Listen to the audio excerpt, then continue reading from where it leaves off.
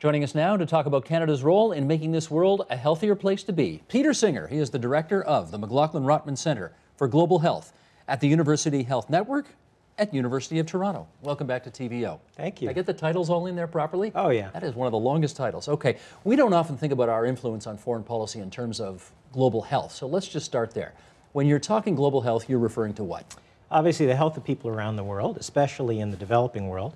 And it's not only counted in terms of deaths and sickness, but there's actually a very strong moral and ethical underbelly to that global health issue. What role does global health currently play in our foreign policy in Canada?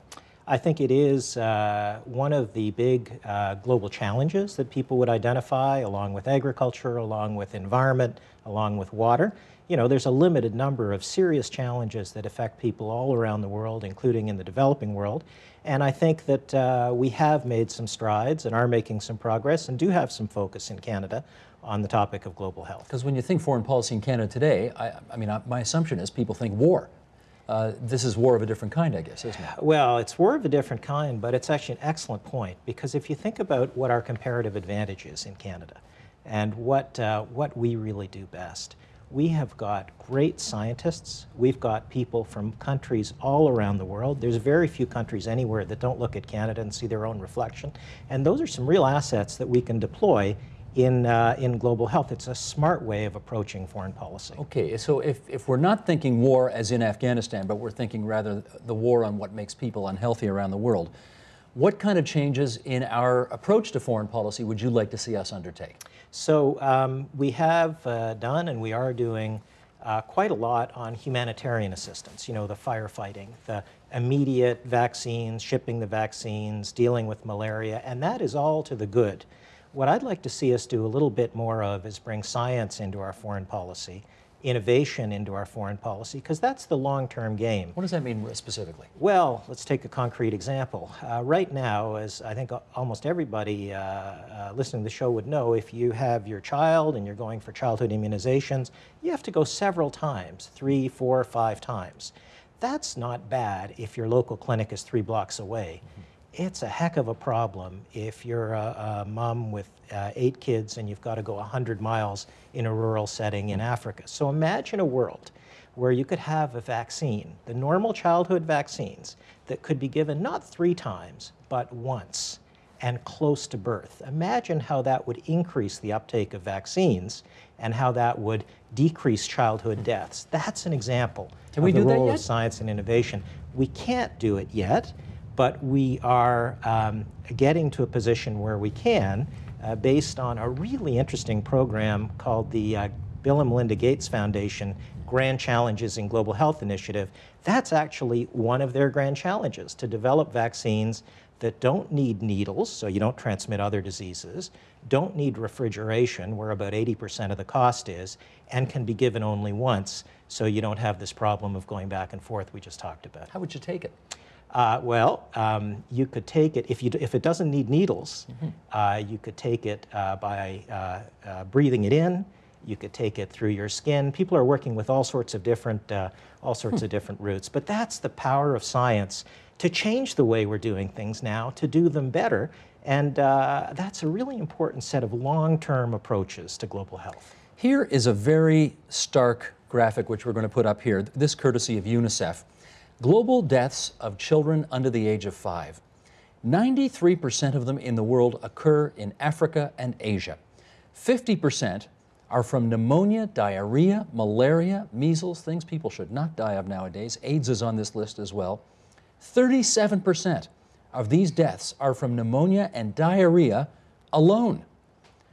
What could Canada do to improve that situation? Well, I mean, that is obviously a shocking set of statistics. And one of the reasons I actually got into this area, Steve, is I was leading an ethics center, bioethics center, dealing with ethical challenges like, living wills and end-of-life care in intensive care units.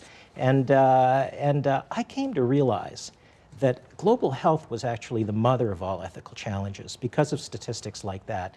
You know, my kids and your kids are going to have an average life expectancy of 80 years. In some parts of the world, especially in sub-Saharan Africa, the average life expectancy could be 40 years and falling.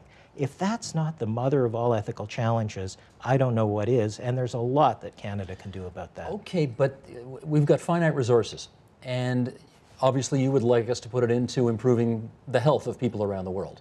Other people who happen to love agriculture say, boy, what we could do if we had a more reliable food supply. Why yours and not that one? Let me tell you a specific example. So one of the major things, like Jack the Ripper lurking behind the 10 million or so deaths of children under 5 from infectious disease in the world, is malnutrition, particularly of important micronutrients like iron, zinc, vitamin A. That nutrition problem is a huge problem. One of the science projects that we've been involved in is actually taking staple crops like cassava, like sorghum, like rice, like bananas, and putting in vitamin A, iron, zinc, and growing it and delivering it in local markets. So is that health? Is that agriculture? 2 for 1 sounds like. And you can't, it doesn't make sense to separate these things. Or imagine a corn crop that that's drought tolerant, and therefore you're getting better nutrition to people, and farmers are growing it. Is that health? Is that agriculture? Is that climate change and environment? Because drought obviously will become worse with environmental stress. So it doesn't make sense to really separate these things into these silos. Gotcha. Let's, just picking up from that list again, malaria. We hear a lot about how malaria is killing people, and it doesn't need to anymore. If we wanted to end malaria in Africa and end the deaths associated with that, I know right now there are lots of wonderful efforts out there to get bed nettings and that kind of thing to prevent people from getting bitten by the insects that carry this. But what's the longer range solution to that, to which Canada presumably could make a contribution? Well, a couple things. One is a malaria vaccine. And we're actually pretty close to a malaria vaccine coming onto the market. It's only a few years away. I don't think it'll be perfect, but further down the pipeline, there are some malaria vaccine candidates coming that are actually more effective. So a vaccine would be one thing. Another thing would be to make it such that the mosquitoes that carry malaria can't actually carry malaria. And we were talking before about that Grand Challenges in Global Health program. Another one of the grand challenges that has been identified and funded by the Gates Foundation, and there's 4 groups working on this topic alone, is to understand how you can make mosquitoes not transmit malaria and dengue. And that would be a long-term solution. Obviously, we need a balance. We must be shipping bed nets because that's saving lives in the near-term future. But if all we do is ship bed nets, then 10 years from now, we'll still be shipping bed nets. So we've got to strike the balance between the bed nets and the vaccines. I get how this would obviously at some point be a benefit to Africa. Could this also be a benefit to Canada, and if so, how? Absolutely. So, our foreign policy can really take advantage of this. This could be a brand for us. 50 years ago, people understood what Canadian foreign policy was about. We had peacekeeping and the idea of blue helmets. And that was a cohesive brand that took advantage of our assets. Imagine moving from blue helmets to white lab coats. We've got fantastic scientists in this country. And imagine tapping into those scientists. We've got fantastic people from all around the world, tapping those assets to make our new brand, a smart power brand, that Canada innovates in development against health and other problems. Political question for you then. Does what we're doing in Afghanistan today affect our ability to be seen as the lab coat folks around the world? Well, I mean, I think every country in the world has certain very important obligations, including military obligations, and I'm not arguing that we should go soft on our foreign policy. What I'm arguing is there is a soft or smart foreign policy that we should also pursue that really taps into some of our comparative advantages, like the brains of the scientists in this country. Okay, I get where you're coming from. Now you've got to tell us, where's the evidence around the world today that the approach you're suggesting can work? Yeah, well, let's look at 2 types of evidence. One is the program I mentioned, the Gates Foundation Grand Challenge in Global Health. So that's an example of upstream discovery science tackling global health problems. identifying a series of grand challenges, and we've talked about a couple of them: vaccines that don't need refrigeration, needles given once, the staple crops with the micronutrients, the mosquitoes that don't transmit malaria. About 6 years ago, 44 grants were funded under that program, including 4 Canadian ones.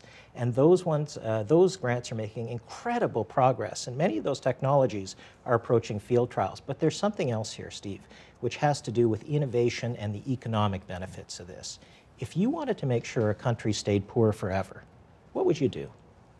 If you wanted to make sure they stayed poor forever? It's a counterfactual question. Ignore them? How's that for starting? No. What you would do, Steve, is you would make sure that they did not translate the brains and talents of their citizens into products and services.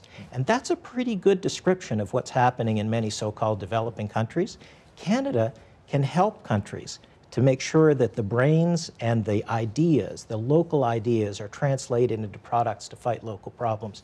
Concretely, many people will know the Mars Center here in Toronto. That's what that's about. It's about taking the best brains in Ontario and in Canada and taking those ideas and translating those into products. If it works for us, why wouldn't it work for Tanzania? Imagine a Mars Center in Tanzania that helps to capture domestic ideas, and believe me, those ideas are there. Okay, all of this costs money, which leads to my next graphic that I want to put up here, which is, let's take a look at 4 countries only and the relative amounts that they spend on development aid. This is for the year 2008, the last year for which numbers are available. Sweden spends almost 1% of its GNI, gross national income. There's the USA at 0.18% at the other end of the scale, and the UK and us are somewhere in the middle there. I don't get the sense that there's a huge groundswell among our population that we ought to be increasing that 0.32% to twice as much, which is what more than twice as much, what the UN recommends. So how do you fund all this? Well, firstly, we are increasing it, and there's international commitments that we have that are increasing our development assistance. Secondly, that 0.3% in Canada represents about $4 or $5 billion. And I think Canadians would want us to continue to evaluate and reevaluate and reassess how well we're funding that money and how strategically. And thirdly, it's really important to think about this not as a fixed pie, but as an investment that can be leveraged. So, for instance, if we did help establish a Mars Center in Dar es Salaam and we were creating a virtuous cycle of science and of entrepreneurship, just tapping the ideas that are already there now that are stagnant, the technologies that are stagnant in laboratories in Dar es Salaam, we would then be creating a situation where other public groups would come in and fund from other countries, private investors, venture capital. We'd be setting up a virtuous cycle. We've got to look at that money as an investment that can be leveraged. You know, where Canada leads, other countries and other people, public and private, will follow, including with their dollars. We showed the graphic earlier in our discussion about the causes of child deaths under the age of 5 and under. Let's take a look at this next one here. This is the decline in child deaths for 5 and under compared 1990 with 2008. And if you look at industrialized countries, developing countries, and the worldwide numbers, the red shows where it was, the blue shows where it is. Yeah. It's all going in the right direction. Progress is being made. So why don't we just keep doing what we're doing? Steve, my late mother, my dear late mother, told me that the worst thing that could happen to a parent was that their child dies before them. If you actually look at those statistics, for the developing countries, you had 72 out of 1,000 deaths of children under 5. That's 7 out of 100. And in some places like Africa, it's as high as 16 out of 100. So imagine a situation where 7 out of 100 or 16 out of 100 kids who are born die before they're 5. And 16 out of 100 families have to suffer that terrible pain that my mother spoke of having their children die before them. I don't think any Canadian would think that's good enough. None is too many. Steve, I mean, as you know, there are sadly even child deaths in Canada of children under 5, especially, for example, in our Aboriginal populations, but even more generally.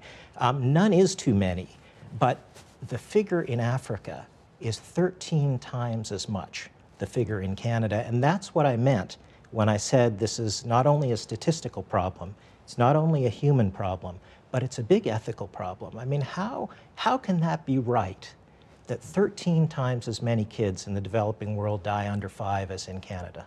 It's not right. It's very good of you to come into TVO tonight to tell us all about this. Thanks so much. Peter Singer from the McLaughlin-Rotman Center for Global Health at the UHN at U of T. Thanks so much. Thank you very much, Steve.